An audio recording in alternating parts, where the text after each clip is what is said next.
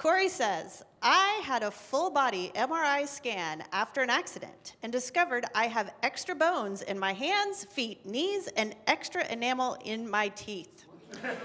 If you like your men extra bony, you're gonna love Cory Davis.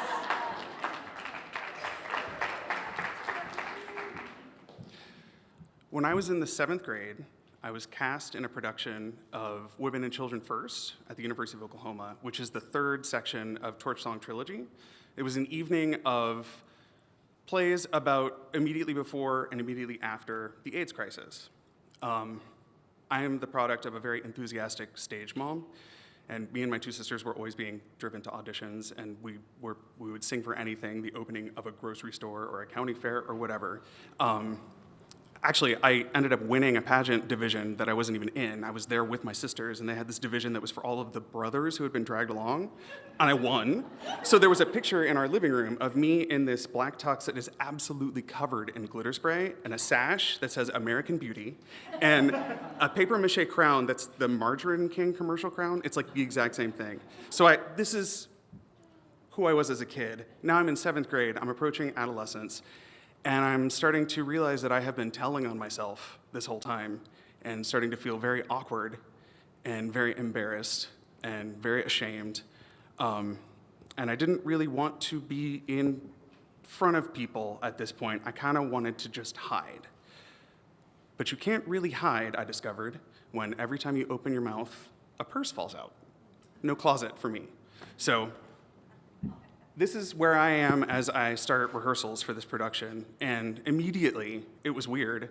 It's in this tiny black box theater that I didn't even know existed on the OU campus, and my mom had to be my chaperone, which I wasn't thrilled about, and also there was this safe sex seminar component to rehearsals that I was not allowed to be in because I was in 7th grade.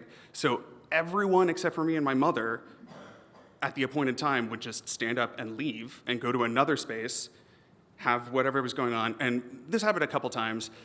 They come back in, they have these handouts that are one-liners that apparently must have been hysterical because they are all laughing like crazy about this, and it's one-liners to say in the moment that you insist only on having protected sex, and I really wanted one, but I wasn't allowed to have one, so I started having an argument with my mother, and I'm giving her an Oscar-worthy performance of like, we're doing a project that is about AIDS. I know what AIDS is, we're here. And remind her that she's a social worker. She runs the homeless shelter, a homeless shelter in Norman. She, as part of this, she was making food for an organization that delivered food to people who were homebound in the OKC metro area living with AIDS. And she had replaced all of the wooden utensils, the cutting board, the rolling pins in our kitchen with marble ones so that it didn't introduce any pathogens to people who were immunocompromised. And I didn't say this next bit, but I knew I was gay. And through the lens of conservative late 80s, early 90s Oklahoma, I had come to sort of understand that gay equals death sentence. And I was reminded of this death sentence every time I walked into the kitchen. So it's awkward and silent. Actually, I forgot. As I'm finishing my Oscar-worthy performance, the director of the play very discreetly folds up his flyer and puts it in my back pocket. And I never broke eye contact with my mom. I'm sure she had no idea. But then there's this awkward silence, and the stage manager puts on D-Light, Groove is in the Heart. Everyone starts dancing. It's like random dance party. The director pulls me in the middle of it, and like, at this point, I had never seen guys queen out on a dance floor before, and these boys were queening out for the gods. They were so funny and so good and so relaxed and so just themselves, and they're pulling me in, and I'm in the middle of this. I was too self-conscious to actually dance, but it was the first time in a long time that I didn't feel like embarrassed to just exist.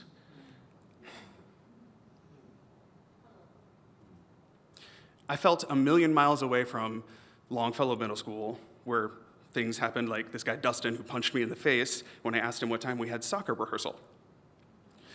So 2 years later, I find out from a classmate of mine who also knew this director. She had worked with him at an after-school job, but he died of AIDS. And by the time I graduated high school, most of the guys in this production were dead. So cut to this year, I'm now an adult male married to my husband, Sean. I live in New York City. I work as a musician. And like a lot of musicians, I have a million small jobs. One of them is I'm a professional singer for a pro choir. It's a big Park Avenue church that has a hired choir. And the clergy, they asked all of the pro singers to submit a paragraph for a Lenten devotional booklet, which was, who would you consider a modern day saint? An example that you could live after. And immediately, I wanted to write about this director, but I don't remember his name. Social media wasn't a thing. And I called OU, I called the Performance Library to see if there was a record of this, and found out there actually is no record of this production ever happening at all. And I immediately understood it was just a student thing. These guys just put this on. My mom knew exactly what was going on. This was like a way for them to be visible, a way for them to sound an alarm, a way for them to connect with people who may or may not have been in the closet and may or may not have been able to talk about the nightmare that was happening, a way for them to leave a record. I think about them a lot as I get older. I think about this entire vast missing generation on whom I should still be leaning and with whom I should still be having random dance parties. I don't know their names. I wish I could know them now, especially the guys in this cast. The courage that it took for them to just be visible in that place at that time is astounding, and I directly benefit. I'm profoundly grateful for their example of the right way to be a human in the world. And as far as I'm concerned, that's the definition of a saint. Thank you.